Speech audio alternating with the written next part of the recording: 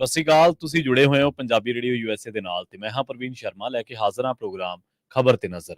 ਖਬਰ ਤੇ ਨਜ਼ਰ ਪ੍ਰੋਗਰਾਮ ਦੇ ਵਿੱਚ ਕਈ ਅਹਿਮ ਤੇ ਕਈ ਖਾਸ ਖਬਰਾਂ ਨੂੰ ਲੈ ਕੇ ਚਰਚਾ ਕਰਨ ਦੇ ਲਈ ਜੁੜ ਚੁੱਕੇ ਨੇ ਪੰਜਾਬ ਤੋਂ ਮਿੰਟੂ ਗੁਰਸਰਗਾ ਜੀ। ਮਿੰਟੂ ਜੀ ਸਤਿ ਸ਼੍ਰੀ ਅਕਾਲ, ਸਵਾਗਤ ਹੈ ਜੀ ਪੰਜਾਬੀ ਰੇਡੀਓ ਯੂਐਸਏ ਤੇ।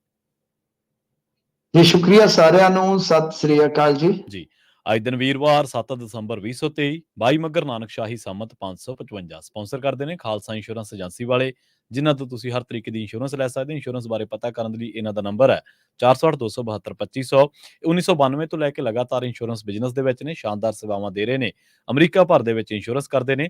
ਅੱਜ ਹੀ ਡਾਇਲ ਕਰੋ 468 272 2500।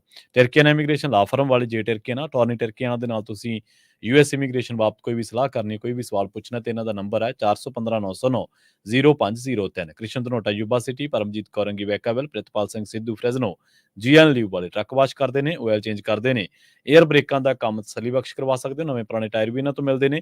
ਲੋਕੇਸ਼ਨ ਸਹਿਤ ਨੇਲਾ ਦੀ ਨਿੰਮਾ ਸੋਤਾ ਦੇ ਨਾਲ ਗੱਲ ਕੀਤੀ ਜਾ ਸਕਦੀ ਹੈ 209 277 0113 ਤੇ। MK market Kashmir Singh Sacramento, Jassi Gill, Bhupinder Singh, Nirmal Singh, Sandhu family Bakersfield ਤੋਂ। ਇਹਨਾਂ ਸਾਰੇ ਹੀ ਸਪਾਂਸਰਸ ਦਾ ਬਹੁਤ ਬਹੁਤ ਧੰਨਵਾਦ। ਤੇ ਜੇਕਰ ਤੁਸੀਂ ਵੀ ਪੰਜਾਬੀ ਰੇਡੀਓ ਯੂਐਸਏ ਦੇ ਇਹਨਾਂ ਪ੍ਰੋਗਰਾਮਾਂ ਨੂੰ ਸਪਾਂਸਰ ਕਰਨਾ ਚਾਹੁੰਦੇ ਹੋ ਤਾਂ ਸਟੂਡੀਓ ਦਾ ਨੰਬਰ ਹੈ 408 272 5200। ਪੰਜਾਬੀ ਰੇਡੀਓ ਯੂਐਸਏ ਦੇ ਪ੍ਰੋਗਰਾਮ ਖਬਰ ਤੇ ਨਜ਼ਰ ਨੂੰ ਤੁਸੀਂ ਇਸ ਵੇਲੇ ਸੁਣ ਰਹੇ ਹੋ AM FM ਸਟੇਸ਼ਨ ਦੇ ਨਾਲ ਰੇਡੀਓ ਸੈੱਟ ਤੇ, ਨੈਟ ਤੇ, mobile app, social media platforms Facebook, YouTube ਤੇ ਸੁਣ ਰਹੇ ਹੋ, ਦੇਖ ਰਹੇ ਹੋ। ਸਾਰਿਆਂ ਦਾ ਹੀ ਪ੍ਰੋਗਰਾਮ ਖਬਰ ਤੇ ਨਜ਼ਰ ਦੇ ਵਿੱਚ ਸਵਾਗਤ ਹੈ। ਮਿੰਟੂ ਜੀ, ਖਬਰਾਂ ਦੇ ਵੱਲ ਆਈਏ ਤੇ ਸ਼ੁਰੂਆਤ ਕਰੀਏ ਮੁੱਖ ਮੰਤਰੀ ਤੋਂ। ਬੇਸ਼ੱਕ ਮੁੱਖ ਮੰਤਰੀ ਨੇ ਅਰਬੀ ਘੋੜਿਆਂ ਦਾ ਟਿਕਾਣਾ ਤਾਂ ਮਿੰਟੂ ਜੀ ਦੱਸ ਦਿੱਤਾ ਹੈ, ਪਰ ਨਾਲ ਹੀ ਲੋਕ ਪੁੱਛ ਰਹੇ ਨੇ ਕਿ ਕਿੱਥੇ ਗਏ ਬਹਿਬਲ ਕਲਾਂ ਦੇ ਦੋਸ਼ੀ, ਕਿੱਥੇ ਗਏ ਜਿਨ੍ਹਾਂ ਤੇ ਤੁਸੀਂ ਦੋਸ਼ ਲਾਉਂਦੇ ਸੀ, ਟਰਾਂਸਪੋਰਟ ਮਾਫੀਏ ਦੇ, ਕੇਬਲ ਮਾਫੀਏ ਦੇ, ਮਾਈਨਿੰਗ ਮਾਫੀਏ ਦੇ, ਉਹ ਬੰਦੇ ਕਿੱਥੇ ਨੇ? ਕਦੇ ਉਹਨਾਂ ਦਾ ਟਿਕਾਣਾ ਵੀ ਦੱਸ ਦਿਓ। ਦੇਖੋ, ਗੱਲ ਇਹ ਆ ਕਿ ਸਿਆਸਤ ਦੀਆਂ ਆਪਣੀਆਂ ਕਹਾਣੀਆਂ ਹੁੰਦੀਆਂ, ਸਿਆਸਤ ਦੇ ਆਪਣੇ ਤਕਾਜ਼ੇ ਹੁੰਦੇ ਨੇ। ਜਿਸ ਹਿਸਾਬ ਦੇ ਨਾਲ ਉਹਨਾਂ ਦੀ ਪੋਜੀਸ਼ਨ ਹੈ, ਉਸ ਹਿਸਾਬ ਦੇ ਨਾਲ ਉਹਨਾਂ ਦੇ ਪ੍ਰਤੀਕਰਮ ਹੁੰਦੇ ਆ ਜੀ। ਮੈਂ ਖੁਦ ਇਹਨਾਂ ਫਜ਼ੂਲ ਗੱਲਾਂ ਦੇ ਵਿੱਚ ਜ਼ਿਆਦਾ ਦਿਲਚਸਪੀ ਨਹੀਂ ਰੱਖਦਾ। ਦੇਖੋ, ਗੱਲ ਇਹ ਆ ਕਿ ਸੁਰਜੀਤ ਸਿੰਘ ਮਜੀਠੀਆ ਜਿਹੜਾ, ਉਹ ਤੇ ਇਸ ਸੰਸਾਰ ਦੇ ਵਿੱਚ ਹੈ ਨਹੀਂਗਾ। ਸੁਰਜੀਤ ਸਿੰਘ ਮਜੀਠੀਆ ਉਸ ਵੇਲੇ ਨਹੀਂ ਸੀਗਾ ਜਿਨ੍ਹਾਂ ਘਟਨਾਵਾਂ ਦਾ ਤੁਸੀਂ ਜ਼ਿਕਰ ਕੀਤਾ। ਉਹਦੀ ਡੈਥ ਹੋਈ ਨੂੰ ਵੀ ਜ਼ਿਆਦਾ ਨਹੀਂ ਤੇ 30 ਸਾਲ ਦੇ ਨੇੜੇ ਤੋਂ ਹੋ ਗਏ ਹੋਣੇ ਆ ਜੀ। ਕਹਿਣ ਦਾ ਮਤਲਬ ਇਹ ਆ ਕਿ ਹੁਣ ਇਹਨਾਂ ਗੱਲਾਂ ਦਾ ਕੋਈ ਤੁਕ ਬਣਦਾ ਨਹੀਂ ਆ, ਪਰ ਕੀ ਕਰੀਏ, ਲੋਕ ਸੁਣਨਾ ਚਾਹੁੰਦੇ ਆ। ਅਰਬੀ ਘੋੜਾ ਦੇਖੋ, ਅੱਜ ਜੋ ਇਹਨਾਂ ਨੇ ਜਵਾਬ ਦਿੱਤਾ, ਉਸ ਜਵਾਬ ਦੇ ਵਿੱਚ ਵੀ ਕਈ ਕਿਸਮ ਦੀਆਂ ਉਣਤਾਈਆਂ ਹੈਗੀਆਂ। ਇਹਨਾਂ ਨੇ ਪਹਿਲਾਂ ਕਿਹਾ ਸੀਗਾ ਕਿ 57-58 ਵੇਲੇ ਨਹਿਰੂ ਨੇ ਅਸਤੀਫਾ ਲੈ ਲਿਆ ਸੀ ਸੁਰਜੀਤ ਸਿੰਘ ਮਜੀਠੀਆ ਤੋਂ। ਹੁਣ ਸੁਰਜੀਤ ਸਿੰਘ ਮਜੀਠੀਆ ਜਿਹੜੇ ਸੀਗੇ, ਉਹ ਦੇਖੋ, ਇਹਨਾਂ ਨੂੰ ਸ਼ਾਇਦ ਨਹੀਂ ਪਤਾ ਹੋਣਾ, ਪੋਲੀਟੀਸ਼ੀਅਨ ਵੀ ਸੀ, ਡਿਪਲੋਮੈਟ ਵੀ ਸੀਗੇ, 에ਅਰ ਫੋਰਸ ਦੇ ਵਿੱਚੋਂ ਰਿਟਾਇਰਡ ਆਫੀਸਰ ਵੀ ਸੀਗੇ। ਉਹ ਜੀ, ਸਰਵ ਵੀ ਕੀਤਾ ਉਹਨਾਂ ਨੇ। ਜੇ ਤੁਹਾਡੇ ਕੋਲ ਪੂਰੇ ਤੱਥ ਹੈਗੇ ਆ ਤਾਂ ਠੀਕ ਆ, ਨਹੀਂ ਤਾਂ ਇਹਨਾਂ ਚੀਜ਼ਾਂ ਨੂੰ ਛੇੜਨ ਦਾ ਕੋਈ ਤੁਕ ਨਹੀਂ ਬਣਦਾ। ਕੋਈ ਉਹਨਾਂ ਨੇ ਇਹਦੇ ਵਿੱਚ ਲਿਖਤ ਹੁਣ ਤੱਕ ਪੇਸ਼ ਨਹੀਂ ਕੀਤੀ, ਬਸ ਸਿਰਫ ਤੇ ਸਿਰਫ ਇੱਕ ਸਟੇਟਮੈਂਟ ਅੱਗੇ ਦੱਸੀ ਸੀ ਕਿ ਜਾਂ ਤਾਂ ਅਰਬੀ ਘੋੜੇ ਦੱਸ ਦਿਓ ਕਿੱਥੇ ਨੇ ਤੇ ਫਿਰ ਮੈਂ ਦੱਸੂਗਾ। ਇਹਨਾਂ ਨੂੰ ਜਦੋਂ ਅੱਜ ਪੁੱਛਿਆ ਗਿਆ ਤੇ ਇਹਨਾਂ ਨੇ ਕਹਿ ਦਿੱਤਾ ਕਿ ਵੇਖੋ ਜੀ, ਜਦੋਂ ਅਸਤੀਫਾ ਲੈ ਲਿਆ ਸੀ ਨਹਿਰੂ ਨੇ, ਫਿਰ ਉਸ ਤੋਂ ਬਾਅਦ ਇਹ ਕਹਿੰਦੇ ਕਿ ਕੁਛ ਤਾਂ ਲਾ ਦਿਓ। ਫਿਰ ਇਹਨਾਂ ਨੂੰ ਨੇਪਾਲ ਦਾ ਅੰਬੈਸਡਰ ਲਾਇਆ ਗਿਆ ਸੀਗਾ ਤੇ ਇਹਨਾਂ ਦਾ ਫਾਰਮ ਹਾਊਸ ਉੱਥੇ ਨੇਪਾਲ ਬਾਰਡਰ ਦੇ ਨਾਲ ਹੀ ਸੀ, ਗੋਰਖਪੁਰ। ਤੇ ਇਸ ਕਰਕੇ ਇਹ ਜਿਹੜੇ ਘੋੜੇ ਆ ਉਹ ਬਈ ਇੱਥੇ ਆ, ਮਤਲਬ ਕਿ ਇੰਨੀ ਗੱਲ ਇਹਨਾਂ ਨੇ ਕਹੀ ਆ। ਹੁਣ ਜੇ ਤੁਸੀਂ ਦੇਖੋਗੇ ਜਾ ਕੇ ਸੁਰਜੀਤ ਸਿੰਘ ਮਜੀਠੀਆ ਦਾ ਸਾਰਾ ਸਿਆਸੀ ਕੈਰੀਅਰ, ਬਈ ਇਹ ਮਤਲਬ 47 ਤੋਂ ਬਾਅਦ ਰਹੇ ਨੇ, ਯਾਨੀ 57-58 ਵਾਲਾ ਜਿਹੜਾ ਐਰਾ ਦੱਸਦੇ ਆ, ਉਦੋਂ ਤਾਂ ਉਹ ਡਿਪਲੋਮੈਟ ਰਹੇ ਹੀ ਨਹੀਂ ਹੈ। ਠੀਕ ਹੈ, 62 ਤੱਕ ਮੰਤਰੀ ਰਹੇ ਨੇ। ਹੁਣ ਇੰਨੀ ਜ਼ਿਆਦਾ ਝੋਲ ਸਟੇਟਮੈਂਟ ਦੇ ਵਿੱਚ ਮਜੀਠੀਆ ਨੇ ਆਪਣੇ ਪੇਜ ਤੇ ਵੀ ਸ਼ਾਇਦ ਪਾਈ ਹੈ, ਤੁਸੀਂ ਉੱਥੇ ਜਾ ਕੇ ਕੱਟ ਆਊਟ ਵੀ ਦੇਖ ਲਓ, ਨਹੀਂ ਤਾਂ ਤੁਸੀਂ ਗੂਗਲ ਤੇ ਜਾ ਕੇ ਦੇਖਣਾ ਹੈ ਤੇ ਉਹਦੇ ਤੇ ਵੀ ਜਾ ਕੇ ਦੇਖ ਸਕਦੇ ਹੋ। ਉਹ ਸਾਰੀਆਂ ਚੀਜ਼ਾਂ ਉੱਥੇ ਪਈਆਂ ਨੇ। ਹੁਣ ਇਹ ਤੇ ਕਹਿੰਦੇ ਨੇ ਕਿ ਬਈ ਗੱਲ ਜਿਹੜੀ ਆ ਉਸ ਤੋਂ ਬਾਅਦ ਆ ਕਿ ਲਾਇਆ ਗਿਆ ਸੀਗਾ ਇਹਨਾਂ ਨੂੰ, ਉੱਥੇ ਡਿਪਲੋਮੈਟ ਲਾਇਆ ਗਿਆ ਸੀਗਾ। ਪਰੰਤੂ ਮਸਲਾ ਜਿਹੜਾ ਇਹ ਹੈ ਕਿ ਬਈ ਉਹ ਜਿਹੜਾ ਕੱਟ ਆਊਟ ਲਾਈ ਬੈਠੇ ਨੇ, ਉਹ ਤੇ ਸ਼ਾਇਦ ਹੈਗਾ 47 ਤੋਂ 49 ਤੱਕ ਹੈ ਸ਼ਾਇਦ। ਜੀ ਇਹ ਸਮਝ ਤੋਂ ਬਾਹਰ ਹੈ ਕਿ ਕਿਉਂ ਇਸ ਤਰ੍ਹਾਂ ਦੀਆਂ ਗੱਲਾਂ ਕਰਦੇ ਆ। ਜੇ ਤੁਹਾਨੂੰ ਨਹੀਂ ਪਤਾ ਤੇ ਨਾ ਕਰੋ। ਤੇ ਗੋਰਖਪੁਰ ਤੋਂ ਵੀ ਨੇਪਾਲ ਦਾ ਬਾਰਡਰ ਜਿਹੜਾ ਆ ਨਾ, ਉਹ ਕੋਈ ਐਵੇਂ ਨਹੀਂ ਹੈਗਾ ਕਿ ਜਿੱਦਾਂ ਤੁਸੀਂ ਟੀਮ ਸੁੱਟੀ ਤੇ ਉੱਥੇ ਬਚ ਹੈਗੀ। ਜੇ ਵੇਖੋਗੇ ਤੇ ਉਹ ਵੀ ਦੂਰੀ ਬਹੁਤ ਜ਼ਿਆਦਾ ਹੈ। ਜੀ ਤਕਰੀਬਨ ਮੈਨੂੰ ਜਿੰਨੀ ਕੁ ਭੂਗੋਲਿਕ ਤੌਰ ਤੇ ਜਾਣਕਾਰੀ ਆ ਕਿ ਜੇ ਤੁਸੀਂ ਗੋਰਖਪੁਰ ਤੋਂ ਜੇ ਵੇਖੀਏ ਉੱਤਰ ਪ੍ਰਦੇਸ਼, ਗੋਰਖਪੁਰ ਇੱਥੋਂ ਹੀ ਆਉਂਦੇ ਆ ਨਾ ਯੋਗੀ ਆਦਿੱਤਿਆਨਾਥ, ਤੇ ਨੇਪਾਲ ਬਾਰਡਰ ਇਹ ਕਹਿੰਦੇ ਬਿਲਕੁਲ ਨਾਲ ਲੱਗਦਾ, ਭਾਵੇਂ ਤੁਰ ਕੇ ਚਲੇ ਜਾਓ। ਪਰ ਤੁਸੀਂ ਉਹ ਚੈੱਕ ਕਰ ਲਓ, ਮੈਨੂੰ ਉਮੀਦ ਹੈ ਕਿ 150 ਤੋਂ ਉੱਤੇ ਕਿਲੋਮੀਟਰ ਬਣਦੇ ਨੇ। ਜੀ 150 ਤੋਂ 200 ਕਿਲੋਮੀਟਰ ਵਿਚਾਲੇ ਬਣਦੇ ਆ। ਤਾਂ ਇਹਨਾਂ ਗੱਲਾਂ ਦਾ ਕੋਈ ਤੁਕ ਨਹੀਂ ਹੈਗਾ। ਜਿਹੜੀਆਂ ਗੱਲਾਂ ਦਾ ਜਵਾਬ ਦੇਣਾ ਚਾਹੀਦਾ, ਉਹ ਨਾ ਤਾਂ ਕੋਈ ਸਵਾਲ ਪੁੱਛਦਾ ਤੇ ਨਾ ਹੀ ਕੋਈ ਗੱਲ ਕੋਈ ਗੌਲਦਾ। ਤਾਂ ਗੱਲ ਤੇ ਇਹ ਪੁੱਛਣੀ ਚਾਹੀਦੀ ਆ ਕਿ ਹਜ਼ੂਰ ਜਿਹੜੇ ਜਹਾਜ਼ ਤੇ ਗੇੜੇ ਤੁਸੀਂ ਲਾਏ ਆ, ਉਹਦਾ ਖਰਚਾ ਕਦੋਂ ਦੱਸੋ ਕਿ ਟੋਟਲ ਖਰਚਾ ਕਿੰਨਾ ਆਇਆ। ਜੀ ਜੀ ਸਭ ਤੋਂ ਵੱਡੀ ਗੱਲ ਆ। ਤੇ ਦੂਜੀਆਂ ਗੱਲਾਂ ਜਿਹੜੀਆਂ ਨੇ ਉਹਦੇ ਵਾਸਤੇ ਤੇ ਫਿਰ ਤੁਸੀਂ ਹੈਗੇ ਹੋ, ਸਾਰੇ ਹੈਗੇ ਆ, ਸਵਾਲ ਆਪਾਂ ਕਰਦੇ ਹੀ ਰਹਿਣਾ। ਪਰ ਸਭ ਤੋਂ ਜਿਹੜੀ ਹੁਣ ਜ਼ਰੂਰੀ ਗੱਲ ਆ ਕਿ ਘੱਟੋ ਘੱਟ ਇਹ ਤੇ ਦੱਸ ਦਿਓ ਕਿ ਜਹਾਜ਼ਾਂ ਦਾ ਖਰਚਾ ਕਿੰਨਾ ਆ, 5 ਰਾਜਾਂ ਦਾ ਇਲੈਕਸ਼ਨ ਲੜਨ ਤੇ ਤੁਹਾਡਾ ਆਪਣਾ ਕਿੰਨਾ ਖਰਚਾ ਆ। ਇਹ ਵਾਹਿਯਾਤ ਗੱਲਾਂ ਨੇ, ਜਿੰਨੀਆਂ ਮਰਜ਼ੀ ਕਰਾਈ ਜਾਓ। ਪਰ ਬਹੁਤ ਹੀ ਮੈਂ ਕਹੂੰਗਾ ਕਿ ਮੁੱਖ ਮੰਤਰੀ ਦਾ ਇਹ ਗੈਰ ਜ਼ਿੰਮੇਵਾਰਾਨਾ ਰਵੱਈਆ ਕਿ ਤੁਸੀਂ ਤੱਥ ਠੀਕ ਢੰਗ ਨਾਲ ਨਹੀਂ ਪੇਸ਼ ਕਰ ਰਹੇ। ਕੋਈ ਗੱਲ ਉਹ ਕਿਸੇ ਦੀ ਉੱਥੋਂ ਟੰਗ ਫੜ ਲਈ, ਕਿਸੇ ਦੀ ਉੱਥੋਂ ਬਾਂਹ ਫੜ ਲਈ, ਏਦਾਂ ਨਹੀਂ ਕਰਨਾ ਚਾਹੀਦਾ। ਮੁੱਖ ਮੰਤਰੀ ਦਾ ਇੱਕ ਮਰਾਤਬਾ ਹੈ, ਇੱਕ ਰੁਤਬਾ ਹੈ, ਉਹਦੀ ਇੱਕ ਸ਼ਾਨ ਹੈ। ਉਸ ਸ਼ਾਨ ਨੂੰ ਤੇ ਬਹਾਲ ਰੱਖੋ ਯਾਰ। ਘੱਟੋ ਘੱਟ ਇਹਨਾਂ ਨੂੰ ਜਿੰਨੇ ਮਰਜ਼ੀ ਨਿਸ਼ਾਨੇ ਲਾ ਲਓ। ਨਾਲੇ ਮੈਨੂੰ ਦੱਸੋ ਤੁਸੀਂ, ਬਿਕਰਮ ਮਜੀਠੀਆ ਕੀ ਚੀਜ਼ ਹੈ? ਕੀ ਚੀਜ਼ ਹੈ ਬਿਕਰਮ ਮਜੀਠੀਆ? ਬਿਕਰਮ ਮਜੀਠੀਆ ਅੱਜ ਦੀ ਘੜੀ ਦੇ ਵਿੱਚ ਇੱਕ ਹਾਰਿਆ ਨਕਾਰਿਆ ਲੀਡਰ ਆ। ਬਿਕਰਮ ਮਜੀਠੀਆ ਦਾ ਨਾਂ ਸੁਣ ਕੇ ਇਹਨਾਂ ਦੀ ਤਾਂ ਅੱਖਾਂ ਚੜ ਜਾਂਦੀਆਂ ਨੇ। ਕੀ ਕੋਈ ਗੱਲ ਕਰਨੀ ਹੈ ਤਾਂ ਤੁਸੀਂ ਪੰਜਾਬ ਦੀ ਗੱਲ ਕਰੋ, ਪੰਜਾਬ ਦੇ ਮੁੱਦਿਆਂ ਦੀ ਗੱਲ ਕਰੋ। ਅਰਬੀ ਘੋੜਿਆਂ ਬਾਰੇ ਬਸ ਆਹੀ ਇਹਨਾਂ ਨੇ ਦੱਸਿਆ, ਜਿਹੜੀ ਗੱਲ ਮੈਂ ਤੁਹਾਨੂੰ ਦੱਸ ਦਿੱਤੀ ਆ। ਉਹ ਜੀ ਗੋਰਖਪੁਰਾ ਉਹ ਜਿਹੜਾ ਸੀ ਉੱਥੇ ਆ। ਉਹ ਅੱਛਾ ਤੁਸੀਂ ਮੈਨੂੰ ਦੱਸੋ 57-58 ਦੇ ਘੋੜੇ ਜਾਂਦੇ ਆ? ਕਹਿੰਦੇ ਜੀ ਉੱਥੇ ਖੜੇ ਆ। ਨਹੀਂ ਉਹ ਘੋੜੇ ਅਮਰ ਨੇ, ਉਹਨਾਂ ਨੇ ਕਿਤੇ ਜੀਬ ਨਹੀਂ ਬੂਟੀ ਚਰੀ ਆ। ਖੈਰ ਚਲੋ ਜਿਵੇਂ ਚੱਲਦਾ ਚਲਾਈ ਜਾਣ ਕੰਮ ਜੀ। ਜੀ ਤੇ ਮਿੰਟੂ ਜੀ, ਗੱਲ ਕਰੀਏ ਕਮਲਦੀਪ ਕੌਰ ਰਾਜੋਆਣਾ ਦੇ ਜੀ ਦੇ ਬਿਆਨ ਦੀ। ਉਹ ਕਹਿ ਰਹੇ ਨੇ ਕਿ ਫਾਂਸੀ ਉੱਤੇ ਖੜੇ ਸਿੰਘਾਂ ਨਾਲ ਵੀ ਜਿਹੜੇ ਸਾਜ਼ਿਸ਼ਾਂ ਕਰਨਗੇ, ਇਤਿਹਾਸ ਉਹਨਾਂ ਨੂੰ ਕਦੇ ਮਾਫ ਨਹੀਂ ਕਰੇਗਾ।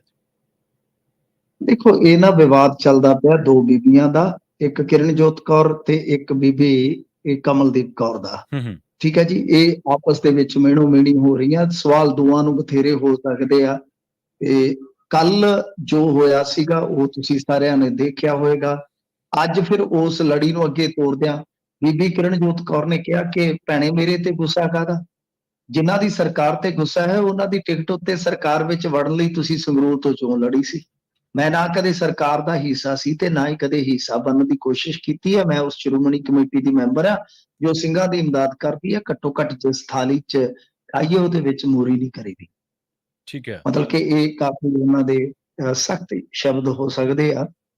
ਤੇ ਕਿਉਂਕਿ ਬੀਬੀ ਰਾਜੋਆਣਾ ਨੇ ਕਿਹਾ ਸੀਗਾ ਕਿ ਦੇਖੋ ਤੁਸੀਂ ਸਰਕਾਰ ਦਾ ਹਿੱਸਾ ਰਹੇ ਹੋ, ਜੇ ਤੁਸੀਂ ਉਸ ਵੇਲੇ ਮਸਲੇ ਹੱਲ ਕਰਾਏ ਹੁੰਦੇ ਤੇ ਖਰਚਾ ਨਾ ਪੈਂਦਾ। ਕਿਉਂਕਿ ਗੱਲ ਖਰਚੇ ਤੋਂ ਤੁਰੀ ਸੀਗੀ ਕਿ ਐਸਜੀਪੀਸੀ ਨੇ ਮਹਿੰਗੇ ਵਕੀਲ ਕਰ ਦਿੱਤੇ ਆ, ਐਸਜੀਪੀਸੀ ਨੇ ਬਈ ਜੋ ਕਰਨਾ ਸੀ ਕਰ ਦਿੱਤਾ। ਹੁਣ ਐਸਜੀਪੀਸੀ ਜੱਜ ਦੀ ਕੁਰਸੀ ਤੇ ਤਾਂ ਬੈਠੀ ਨਹੀਂ, ਐਸਜੀਪੀਸੀ ਹੁਣ ਧਰਨੇ ਤਾਂ ਲਾ ਨਹੀਂ ਸਕਦੀ, ਵਗੈਰਾ ਵਗੈਰਾ ਗੱਲਾਂ ਕੀਆਂ ਸੀ। ਉੱਥੋਂ ਮਤਲਬ ਕਿ ਬੀਬੀ ਕਮਲਦੀਪ ਕੌਰ ਰਾਜੋਆਣਾ ਨੇ ਇਹ ਜਵਾਬ ਦਿੱਤੇ ਸੀਗੇ ਕਿ ਤੁਸੀਂ ਜੇ ਸਹੀ ਢੰਗ ਨਾਲ ਕੌਮੀ ਫਰਜ਼ ਨਿਭਾਏ ਹੁੰਦੇ, ਸਰਕਾਰ ਦੇ ਵਿੱਚ ਹੁੰਦਿਆਂ ਤੇ ਸਾਰਾ ਕੁਝ ਜਿਹੜਾ ਸੀ ਉਹ ਵਾਪਰਨਾ ਹੀ ਨਹੀਂ ਸੀਗਾ। ਇਹਨਾਂ ਨੇ ਉਸ ਗੱਲ ਦਾ ਜਵਾਬ ਦਿੱਤਾ ਤੇ ਉਸ ਤੋਂ ਬਾਅਦ ਫੇਰ ਬੀਬੀ ਕਮਲਦੀਪ ਕੌਰ ਰਾਜੋਆਣਾ ਜਿਹੜੇ ਆ ਉਹ ਕਹਿੰਦੇ ਆ ਕਿ ਭੁੱਖ ਹੜਤਾਲ ਜਾਂ ਆਪਣੇ ਮਸਲੇ ਦਾ ਹੱਲ ਕੱਢਣ ਦੀ ਜਦੋਂ ਵੀ ਕੋਸ਼ਿਸ਼ ਕਰਦੇ ਹਨ ਰਾਜੋਆਣਾ ਸਾਹਿਬ ਤੇ ਨਾਲ ਹੀ ਸਾਜ਼ਿਸ਼ਾਂ ਸ਼ੁਰੂ ਹੋ ਜਾਂਦੀਆਂ। ਤੇ ਬੀਬੀ ਕਿਰਨਜੋਤ ਵੀ ਉਸੇ ਸਾਜ਼ਿਸ਼ ਦਾ ਹਿੱਸਾ ਨੇ। ਇਹਨਾਂ ਸਾਜ਼ਿਸ਼ਾਂ ਲਈ ਅਸੀਂ ਪਹਿਲਾਂ ਹੀ ਤਿਆਰ ਰਹਿੰਦੇ ਹਾਂ। ਨਾਲ ਉਹਨਾਂ ਨੇ ਕਿਹਾ ਕਿ ਮੈਂ ਅਪੀਲ ਕੀਤੀ ਸੀ ਕਿ ਬੰਦੀ ਸਿੰਘਾਂ ਦੇ ਸੰਵੇਦਨਸ਼ੀਲ ਮਸਲੇ ਤੇ ਸਿਆਸਤ ਨਾ ਕੀਤੀ ਜਾਵੇ, ਸੁਹਿਰਦਤਾ ਦੇ ਨਾਲ ਹੱਲ ਹੋਣਾ ਚਾਹੀਦਾ। ਦੇਖੋ ਸਵਾਲ ਤੇ ਉਧਰੋਂ ਵੀ ਜਾਇਜ਼ ਨੇ, ਉਧਰੋਂ ਵੀ ਜਾਇਜ਼ ਨੇ ਜੀ। ਜੋ ਇਹ ਕਹਿੰਦੇ ਨੇ ਇਹਨਾਂ ਦੇ ਆਪਣੇ ਮਤਲਬ ਕਿ ਹੋ ਸਕਦਾ ਠੀਕ ਹੋਣ ਆਪਦੇ ਲਿਹਾਜ਼ ਨਾਲ ਇਹ, ਪਰ ਦੱਸੋ ਮੈਨੂੰ ਕਿ ਕੀ ਬੀਬੀ ਕਮਲਦੀਪ ਕੌਰ ਰਾਜੋਆਣਾ ਨੇ ਐਸਜੀਪੀਸੀ ਤੋਂ 10 ਲੱਖ ਦਾ ਚੈੱਕ ਚੋਣ ਲੜਨ ਤੋਂ ਪਹਿਲਾਂ ਨਹੀਂ ਸੀ ਫੜਿਆ? ਅੱਛਾ, ਦੂਜੀ ਚੀਜ਼ ਇਹ ਆ ਕਿ 16 ਚ ਵੀ ਭੁੱਖ ਹੜਤਾਲ ਹੋਈ ਸੀ, ਤੁਹਾਨੂੰ ਸ਼ਾਇਦ ਨਹੀਂ ਪਤਾ ਹੋਏਗਾ। 16 ਚ ਵੀ ਹੋਈ ਆ, 18 ਚ ਵੀ ਸ਼ਾਇਦ ਇੱਕ ਪਤਾ ਨਹੀਂ ਕੋਈ ਯਤਨ ਕੀਤਾ ਗਿਆ ਸੀ ਕਿ ਹੋਈ ਆ, 20 ਚ ਵੀ ਹੋਇਆ। ਤੇ ਫਿਰ ਤੁਸੀਂ ਉਦੋਂ 3 ਵਾਰੀ ਜਦੋਂ ਇਸ ਧੋਖੇ ਦਾ ਸ਼ਿਕਾਰ ਹੋ ਗਏ, ਜਿਹਨੂੰ ਤੁਸੀਂ ਕਿਹਾ ਕਿ ਅਸੀਂ ਸਿਆਸੀ ਧੋਖਿਆਂ ਦਾ ਜਾਂ ਸਿਆਸੀ ਘੁੰਮਣ ਘੇਰੀਆਂ ਦੇ ਵਿੱਚ ਹੁਣ ਫਸਣਾ ਨਹੀਂ ਹੈ, ਤਾਂ ਫਿਰ ਤੁਸੀਂ 22 ਦੇ ਇਲੈਕਸ਼ਨ ਤੋਂ ਪਹਿਲਾਂ ਚਿੱਠੀਆਂ ਲਿਖ ਕੇ ਚਿੱਠੀਆਂ ਜਾਰੀ ਕਰ ਕਰਕੇ ਅਕਾਲੀ ਦਲ ਦੇ ਹੱਕ ਚ ਹਵਾ ਕਿਉਂ ਬਣਾ ਰਹੇ ਸੀ? ਕਿਉਂਕਿ ਉਹੀਓ ਤੇ ਲੋਕ ਸੀ ਜਿਹੜੇ 14 ਤੋਂ 20 ਤੱਕ ਸਰਕਾਰ ਚ ਰਹੇ ਨੇ। ਗੱਲ ਤਾਂ ਹੁਣ ਦੇਖੋ ਉੱਠੇਗੀ ਨਾ, ਜਦੋਂ ਇਹੋ ਜਿਹੀ ਉਲਝਣ ਦੇ ਵਿੱਚ ਤੁਸੀਂ ਫਸੋਗੇ, ਚੀਜ਼ਾਂ ਉੱਠਣਗੀਆਂ। ਮਸਲਾ ਤੇ ਇਹ ਆ ਕਿ ਇਹ ਜਿਹੜੀ ਗੱਲ ਇੱਥੋਂ ਤੱਕ ਗਈ ਆ, ਕਿਵੇਂ ਗਈ ਆ, ਕਾਤੋਂ ਗਈ ਆ, ਤੇ ਇਹਦਾ ਹੱਲ ਕੀ ਆ। ਹੁਣ ਲੇਟੈਸਟ ਅਪਡੇਟ ਇਸ ਮਾਮਲੇ ਦੇ ਵਿੱਚ ਸ਼ਾਮੀ ਇਹ ਆ ਕਿ ਸ੍ਰੀ ਅਕਾਲ ਤਖਤ ਸਾਹਿਬ ਦੇ ਜਥੇਦਾਰ ਗਿਆਨੀ ਰਘਵੀਰ ਸਿੰਘ ਜੀ ਕੱਲ ਨੂੰ ਜਾ ਰਹੇ ਪਟਿਆਲਾ ਜੇਲ੍ਹ ਦੇ ਵਿੱਚ, ਤੇ ਪ੍ਰਸ਼ਾਸਨ ਨੇ ਇਜਾਜ਼ਤ ਦੇ ਦਿੱਤੀ ਆ। ਕੱਲੇ ਇੱਥੇ ਬੀਬੀਆਂ ਮੇਣੋ ਮੇਣੀ ਨਹੀਂ ਹੋ ਰਹੀਆਂ ਇਸ ਮੁੱਦੇ ਤੇ। ਅੱਜ ਕਾਲਕਾ ਨੇ ਸਵਾਲ ਚੁੱਕ ਦਿੱਤੇ ਕਿ ਵਿਰਸਾ ਸਿੰਘ ਵਲਟੋਆ ਨੂੰ ਕਮੇਟੀ 'ਚ ਕਾਹਤੋਂ ਸ਼ਾਮਿਲ ਕੀਤਾ। ਵਿਰਸਾ ਸਿੰਘ ਵਲਟੋਆ ਕਹਿੰਦਾ ਕਿ ਦੇਖੋ ਮੈਂ ਕੋਈ ਸਿਆਸਤਦਾਨ ਨਹੀਂ, ਮੇਰਾ ਤੇ ਜਿਹੜਾ ਇਸ ਮਾਮਲੇ ਦੇ ਵਿੱਚ ਸੰਘਰਸ਼ 'ਚ ਹਿੱਸਾ ਉਹਦੇ ਕਰਕੇ ਪਾਇਆ ਗਿਆ। ਉਹ ਕਹਿੰਦੇ ਕਿ ਇਹ ਸਿਆਸੀ ਆਦਮੀ ਹੈ, ਇੱਥੇ ਨਰੋਲ ਧਾਰਮਿਕ ਬੰਦਾ ਚਾਹੀਦਾ। ਹੁਣ ਦੇਖੋ ਧਾਰਮਿਕ ਤੇ ਸਿਆਸੀ ਇਹ ਅਲੱਗ-ਅਲੱਗ ਕਦੋਂ ਤੋਂ ਹੋ ਗਏ ਨੇ? ਕਿ ਸਾਰੇ ਕਾਲਕਾ ਹੋਰੀ ਸਿਆਸਤ ਨਹੀਂ ਕਰਦੇ? ਪੰਥਕ ਸਿਆਸਤ ਉਹ ਵੀ ਕਰਦੇ, ਇਹ ਵੀ ਕਰੀ ਜਾਂਦੇ ਆ। ਚਲੋ ਕਮੇਟੀ ਤੋਂ ਅੱਗੇ ਵੀ ਕਮੇਟੀ ਬਣੀ ਸੀਗੀ, ਉਦੋਂ ਸੁਖਬੀਰ ਸਿੰਘ ਬਾਦਲ, ਸਿਮਰਨਜੀਤ ਮਾਨ, ਦਾਦੂਵਾਲ ਸਾਹਿਬ ਇਹ ਸਾਰੇ ਲੜ ਪਏ ਸੀਗੇ ਆਪਸ ਚ। ਫਿਰ ਉਹ ਤੋਂ ਬਾਅਦ ਇੱਕ ਕਮੇਟੀ ਆ 3 ਦਿਨ ਪਹਿਲਾਂ ਬਣੀ ਸੀ, ਉਹ ਵੀ ਲੜ ਪਏ ਤੇ ਅੱਜ ਵੀ ਲੜ ਪਏ। ਯਾਨੀ ਜਿੰਨਾ ਕੋ ਕੰਮ ਕੀਤਾ ਜਾਣਾ ਚਾਹੀਦਾ ਉਹ ਤੇ ਹਾਲੇ ਸ਼ੁਰੂ ਹੀ ਨਹੀਂ ਹੋਇਆ, ਪਰ ਉਸ ਤੋਂ ਪਹਿਲਾਂ ਹੀ ਜਿਹੜਾ ਲੜਾਈ ਪੜਾਈ ਦਾ ਉਹ ਸ਼ੁਰੂ ਹੋ ਜਾਂਦਾ ਇਹਨਾਂ ਦਾ ਕੰਮ। ਬਿਲਕੁਲ। ਤੇ ਮਿੰਟੂ ਜੀ ਆਪਾਂ ਗੱਲ ਕਰੀਏ ਪੰਚਾਇਤੀ ਚੋਣਾਂ ਦੀ, ਇਸ ਮਾਮਲੇ ਦੇ ਵਿੱਚ ਸਰਕਾਰ ਫੇਰ ਘਿਰ ਗਈ ਹੈ ਜੀ। ਦੇਖੋ ਪੰਚਾਇਤੀ ਚੋਣਾਂ ਦਾ ਜਿੱਥੋਂ ਤੱਕ ਮਸਲਾ ਹੈ ਨਾ, ਇਹ ਇੱਕ ਪਿੰਡ ਦੀ ਜ਼ਿਮਨੀ ਚੋਣ ਹੋਣੀ ਸੀਗੀ, ਕਹਿ ਲਓ ਉਪ ਚੋਣ ਹੁੰਦੀ ਹੈ ਜਿਹੜੀ, ਤਾਂ ਉਹ ਗਏ ਸਨ ਕੋਰਟ ਦੇ ਵਿੱਚ ਤੇ ਅਦਾਲਤ ਨੇ ਹੁਕਮ ਦਿੱਤਾ ਸੀਗਾ ਕਿ ਇਲੈਕਸ਼ਨ ਕਰਵਾਓ। ਪਰ ਬਾਅਦ ਦੇ ਵਿੱਚ ਇਹਨਾਂ ਨੇ ਜਾ ਕੇ ਇੱਕ ਜਵਾਬ ਫਾਈਲ ਕਰ ਦਿੱਤਾ ਕਿ ਦੇਖੋ ਜੀ ਹੁਣ ਗਾਂ ਇਲੈਕਸ਼ਨ ਜਿਹੜਾ ਉਹ ਆ ਹੀ ਗਿਆ ਤੇ ਅਸੀਂ ਇਕੱਠੇ ਹੀ ਕਰਾ ਦੇਂਗੇ। ਉਹਨਾਂ ਨੇ ਕਿਹਾ ਕਿ ਫਿਰ ਏਦਾਂ ਕਰੋ, ਤੁਸੀਂ ਲਿਆਓ ਜਿਹੜਾ ਸ਼ਡਿਊਲ ਹੈ ਉਹ ਦਿਓ। ਮਤਲਬ ਕਿ ਇਸ ਨੂੰ ਅਵਗਿਆ ਮੰਨਿਆ ਗਿਆ, ਅਵਗਿਆ ਦੇ ਤੌਰ ਤੇ ਲਿਆ ਗਿਆ। ਜਦੋਂ ਇਸ ਤਰ੍ਹਾਂ ਦਾ ਮਾਮਲਾ ਬਣ ਜਾਂਦਾ ਹੈ ਤਾਂ ਸਰਕਾਰ ਵਾਸਤੇ ਸਥਿਤੀ ਬੜੀ ਕਸੂਤੀ ਬਣ ਜਾਂਦੀ ਹੈ। ਦੇਖੋ ਮਤਲਬ ਕਿ ਕਹਾਣੀ ਤਾਂ ਇਹੀ ਸੀ ਨਾ, ਪਿੰਡ ਦੀ ਪੰਚਾਇਤ ਦਾ ਇਹ ਹੋਣਾ ਸੀਗਾ ਇਲੈਕਸ਼ਨ, ਜ਼ਿਮਨੀ ਇਲੈਕਸ਼ਨ ਕਹਿ ਲਓ, ਪਰ ਇਹਨਾਂ ਨੇ ਕਰਵਾਇਆ ਨਹੀਂ। ਉਹਨਾਂ ਨੇ ਪਟੀਸ਼ਨ ਦਾਖਲ ਦਿੱਤੀ ਕਰ, ਹਾਈ ਕੋਰਟ ਨੇ ਉਹਦਾ ਨਿਬੇੜਾ ਕਰ ਦਿੱਤਾ ਕਿ ਇਲੈਕਸ਼ਨ ਕਰਵਾਓ। ਇਹਨਾਂ ਨੇ ਕਰਵਾਇਆ ਨਹੀਂ, ਫਿਰ ਉਹਨਾਂ ਨੇ ਹੁਕਮ ਕਹਿਣ ਮਤਲਬ ਕਿ ਹੁਕਮ ਵਾਸਤੇ ਲਾਈ ਚਾਰਾ ਜੂ ਕਿ ਤੁਸੀਂ ਇਹਦੇ ਚ ਹੁਕਮ ਕਰੋ ਜੀ, ਅਦਾਲਤੀ ਜਿਹੜੀ ਅਵਗਿਆ ਹੋਈ ਆ, ਪਾਲਣ ਨਹੀਂ ਹੋ ਰਿਹਾ। ਤਾਂ ਇਹਦੇ ਤੇ ਸੁਣਵਾਈ ਕਰਦੇ ਉਹਨਾਂ ਨੇ ਕਿਹਾ ਕਿ ਦੇਖੋ ਜੀ ਹੁਣ ਗੱਲ ਇਹ ਆ ਕਿ ਇਲੈਕਸ਼ਨ ਆ ਗਏ, ਸਾਰੀਆਂ ਪੰਚਾਇਤਾਂ ਦਾ ਹੋ ਜਾਏਗਾ। ਤਾਂ ਇਹਦੇ ਤੇ ਜਿਹੜੇ ਉਹ ਪਟੀਸ਼ਨ ਕਰਤਾ ਦੇ ਵਕੀਲ ਸਨ, ਉਹਨਾਂ ਨੇ ਕਿਹਾ ਕਿ ਦੇਖੋ ਜੀ ਕੋਈ ਸਥਿਤੀ ਸਪਸ਼ਟਤਾ ਹੋਵੇ ਨਾ, ਹਾਲੇ ਤਾਂ ਸਪਸ਼ਟ ਹੈ ਕਿ ਕਦੋਂ ਇਲੈਕਸ਼ਨ ਹੋਣੇ ਆ, ਇਲੈਕਸ਼ਨ ਹੁਣ ਪਤਾ ਨਹੀਂ ਕਿਹੜੇ ਵੇਲੇ ਹੋਣਗੇ। ਤਾਂ ਇਸ ਤੇ ਇਹਨਾਂ ਨੇ ਕਿਹਾ ਕਿ ਬਈ ਤੁਸੀਂ ਸ਼ਡਿਊਲ ਆਪਦਾ ਜਿਹੜਾ ਉਹ ਸੌਂਪੋ ਸਾਨੂੰ ਲਿਆ ਕੇ, ਜੇ ਨਹੀਂ ਤਾਂ ਫਿਰ ਤੁਹਾਡੇ ਕਮਿਸ਼ਨਰ ਜਿਹੜੇ ਆ ਉਹਨਾਂ ਨੂੰ ਅਸੀਂ ਇੱਥੇ ਬੁਲਾਵਾਂਗੇ, ਫਿਰ ਨਾ ਕਿਉਂ। ਸੋ ਇਸ ਕਰਕੇ ਸਰਕਾਰ ਕਸੂਤੀ ਘਿਰ ਗਈ ਆ, ਕਿਉਂਕਿ ਜੇ ਇੱਕ ਵਾਰੀ ਸ਼ਡਿਊਲ ਉੱਥੇ ਪੇਸ਼ ਕਰਦੇ ਨੇ ਫਿਰ ਮਿੱਥੀ ਤਰੀਕ ਤੇ ਇਹਨਾਂ ਨੂੰ ਇਲੈਕਸ਼ਨ ਕਰਵਾਉਣਾ ਪਊਗਾ ਹਰ ਹਾਲਤ ਦੇ ਵਿੱਚ। ਪਰ ਇਲੈਕਸ਼ਨ ਕਰਵਾਉਣ ਵਾਸਤੇ ਹਾਲੇ ਉਸ ਤੋਂ ਪਹਿਲਾਂ ਸਥਾਨਕ ਸਰਕਾਰਾਂ ਵਾਲਾ ਇਲੈਕਸ਼ਨ ਝਾਕਦੇ ਪਏ। ਸੋ ਇਸ ਕਰਕੇ ਕਾਫੀ ਗੁੰਝਲਦਾਰ ਸਮੱਸਿਆ ਇਹਨਾਂ ਵਾਸਤੇ ਪੈਦਾ ਹੋ ਗਈ ਆ ਜੀ। ਤੇ ਅਗਲੀ ਖਬਰ ਦੇ ਵੱਲ ਵਧੀਆ ਗੱਲ ਕਰੀਏ ਮਿੰਟੂ ਜੀ, ਮਾਲਖਾਨੇ ਦੇ ਹਥਿਆਰ ਹੀ ਗਾਇਬ ਕਰਤੇ ਮੁਨਸ਼ੀ ਨੇ ਤੇ ਹੁਣ ਕਾਬੂ ਆ ਗਿਆ ਜੀ। ਇਸ ਮੁਨਸ਼ੀ ਨੇ ਦਰਜਨ ਤੋਂ ਵੀ ਜ਼ਿਆਦਾ ਹਥਿਆਰ ਗਾਇਬ ਕੀਤੇ। ਸੰਦੀਪ ਇਹਦਾ ਨਾਮ ਸੀਗਾ। ਸੰਦੀਪ ਪਹਿਲਾਂ ਠੀਕ ਸੀਗਾ, ਪਰ ਬਾਅਦ ਦੇ ਵਿੱਚ ਇਹ ਦੱਸਦੇ ਆ ਕਿ ਕੁਸੰਗਤ ਦਾ ਸ਼ਿਕਾਰ ਹੋ ਗਿਆ। ਠੀਕ ਹੈ। ਇਹ ਥਾਣਾ ਉਹੀ ਆ, ਬਹੁਤ ਚਰਚਿਤ ਥਾਣਾ, ਮਤਲਬ ਕਿ ਬਠਿੰਡੇ ਦਾ ਦਿਆਲਪੁਰਾ, ਉਥੇ ਮਤਲਬ ਕਿ ਸਾਰਾ ਕੁਝ ਹੋਇਆ। ਇਹਦੀਆਂ ਖਬਰਾਂ ਬਹੁਤ ਲੰਬੇ ਸਮੇਂ ਤੋਂ ਲੱਗੀਆਂ ਨੇ, ਬਹੁਤ ਲੰਬੇ ਸਮੇਂ ਤੋਂ। ਹੁਣ ਇੱਕ ਮਾਮਲੇ ਦੇ ਵਿੱਚ ਤਾਂ ਇਹਨੂੰ ਜ਼ਮਾਨਤ ਮਿਲ ਗਈ ਸੀਗੀ, ਅੰਦਰ ਰਹਿ ਕੇ ਆਇਆ, ਕਿਉਂਕਿ ਉਦੋਂ ਵੈਪਨ ਦਾ ਮਸਲਾ ਸੀਗਾ ਕਿ ਇਹਨੇ ਵੇਚਿਆ। ਉਸ ਤੋਂ ਬਾਅਦ ਹੁਣ ਇੱਕ ਵੈਪਨ ਫੇਰ ਕਿਸੇ ਗੈਂਗਸਟਰ ਦੇ ਕੋਲੋਂ ਬਰਾਮਦ ਹੋਇਆ, ਇੱਕ ਵੈਪਨ ਫੇਰ ਬਰਾਮਦ ਹੋਇਆ। ਸੋ ਇਸ ਕਰਕੇ ਸੰਦੀਪ ਸਿੰਘ ਨੂੰ ਦੁਬਾਰਾ ਇੱਕ ਦੂਸਰੇ ਕੇਸ ਦੇ ਵਿੱਚ ਗ੍ਰਿਫਤਾਰ ਕੀਤਾ ਗਿਆ। ਇਹ ਰੌਲਾ ਇਸ ਕਰਕੇ ਪਿਆ ਸੀ ਕਿਉਂਕਿ ਵੈਪਨ ਜਿਹੜੇ ਸੀਗੇ ਉਹ ਲਾਇਸੈਂਸੀ ਸੀ, ਯਾਨੀ ਮਾਲਖਾਨੇ ਦੇ ਵਿੱਚ ਪਏ ਸੀਗੇ, ਤੇ ਜਦੋਂ ਕੋਈ ਸੰਬੰਧਿਤ ਵਿਅਕਤੀ ਲੈਣ ਗਿਆ ਤੇ ਉਹਨੂੰ ਉਹ ਵੈਪਨ ਗਾਇਬ ਮਿਲਿਆ। ਜਦੋਂ ਗਾਇਬ ਮਿਲਿਆ ਫਿਰ ਰੌਲਾ ਪਿਆ, ਫਿਰ ਉਸ ਤੋਂ ਬਾਅਦ SIT ਬਣਾਈ ਗਈ ਸੀਗੀ, ਤੇ ਉਦੋਂ ਵੀ ਬਾਅਦ ਚ ਮੈਨੂੰ ਲੱਗਦਾ ਕਿ ਜਦੋਂ ਡੱਡਾ ਕੋਈ ਨਾ ਭੋਰਿਆ ਗਿਆ ਤੇ ਇੱਕ ਵੈਪਨ ਹੋਰ ਕਿਸੇ ਕੋਲ ਤਸਕਰ ਕੋਲੋਂ ਬਰਾਮਦ ਹੋਇਆ ਸੀਗਾ। ਉਸ ਤੋਂ ਬਾਅਦ ਫਿਰ ਗੱਲ ਖੁੱਲ ਗਈ, ਫਿਰ ਗ੍ਰਿਫਤਾਰੀ ਹੋਈ। ਫਰਵਰੀ 23 ਦੇ ਵਿੱਚ ਆਰਮਜ਼ ਐਕਟ ਦੇ ਤਹਿਤ ਮਾਮਲਾ ਦਰਜ ਕੀਤਾ ਗਿਆ ਸੀਗਾ।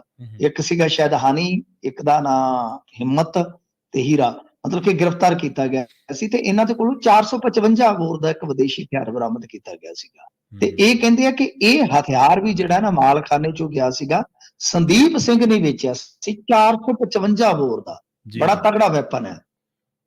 ਤੇ ਗੱਲ ਇਹ ਨਿਕਲਦੀ ਪਈ ਆ ਕਿ ਸੰਦੀਪ ਜਿਹੜਾ ਸੀਗਾ ਉਹ ਚਿੱਟਾ ਚੁੱਟਾ ਲਾਉਣ ਦਾ ਵੀ ਆਦੀ ਹੋ ਗਿਆ ਸੀ। ਸ਼ਾਇਦ ਹੋ ਸਕਦਾ ਹੈ ਕਿ ਇਸਨੇ ਪੈਸਿਆਂ ਦੀ ਖਾਤਰ ਇਹ ਹਥਿਆਰ ਵੇਚੇ ਹੋਣ। ਹੁਣ ਇਹ ਆਪਣੇ ਆਪ ਦੇ ਵਿੱਚ ਬਹੁਤ ਵੱਡਾ ਸਵਾਲ ਆ ਕਿ ਚਲੋ ਇੱਕ ਦੋ ਵੈਪਨ ਤਾਂ ਜਿਹੜੇ ਬਰਾਮਦ ਹੋਏ ਆ, ਮੇਰੇ ਖਿਆਲ ਦੇ ਨਾਲ ਬਰਾਮਦਗੀ ਤਾਂ 6-7 ਦੀ ਇਹਨਾਂ ਨੇ ਕੀਤੀ ਆ, ਤੇ ਪਰ ਹਾਲੇ ਵੀ ਕੁਝ ਜਿਹੜੇ ਆ ਉਹ ਬਰਾਮਦਗੀ ਤੋਂ ਰਹਿੰਦੇ ਆ। ਪਰ ਵੱਡਾ ਮਸਲਾ ਤੇ ਇਹ ਆ ਕਿ ਇੱਕ ਤੇ ਵੇਚ ਕਿਵੇਂ ਰਿਹਾ ਸੀ, ਦੂਸਰਾ ਕਿਸੇ ਨੇ ਕੋਈ ਚੈੱਕ ਕਿਉਂ ਨਹੀਂ ਕੀਤਾ, ਤੀਸਰਾ ਵੱਡਾ ਮਸਲਾ ਹੈ ਕਿ ਕੀ ਕੁਝ ਗੈਂਗਸਟਰਾਂ ਦੇ ਨਾਲ ਤੇ ਨਹੀਂ ਸਾਨੂੰ ਸੰਬੰਧ ਦੇ, ਕਿ ਉਹਨਾਂ ਨੂੰ ਤੇ ਹਥਿਆਰ ਨਹੀਂ ਇਸ ਤਰ੍ਹਾਂ ਦੇ ਦਿੱਤੇ ਗਏ। ਸੋ ਇਹ ਬਹੁਤ ਵੱਡਾ ਮਾਮਲਾ ਸੀਗਾ, ਬਹੁਤ ਹੀ ਗੰਭੀਰ ਮਾਮਲਾ ਸੀਗਾ, ਪਰ ਪੁਲਿਸ ਨੇ ਇਹਦੇ ਵਿੱਚ ਬੜਾ ਬੋਝ ਕੇ ਕਦਮ ਰੱਖਿਆ। ਬੜੀ ਸੀਮਤ ਜੀ ਜਾਣਕਾਰੀ ਜਿਹੜੀ ਹੈ ਉਹ ਇਹਨਾਂ ਨੇ ਆਫੀਸ਼ੀਅਲੀ ਦਿੱਤੀ ਆ ਜੀ। ਤੇ ਸਿੰਗਰ ਅਣਖੀਲਾ ਨੂੰ ਧਮਕੀ ਦਿੱਤੀ ਗਈ ਹੈ ਜੀ, ਦੋਸ਼ੀ ਵੀ ਕਾਬੂ ਕਰ ਲਿਆ ਗਿਆ। ਬਲਕਾਰ ਅਣਖੀਲਾ ਨੂੰ ਧਮਕੀ ਦਿੱਤੀ?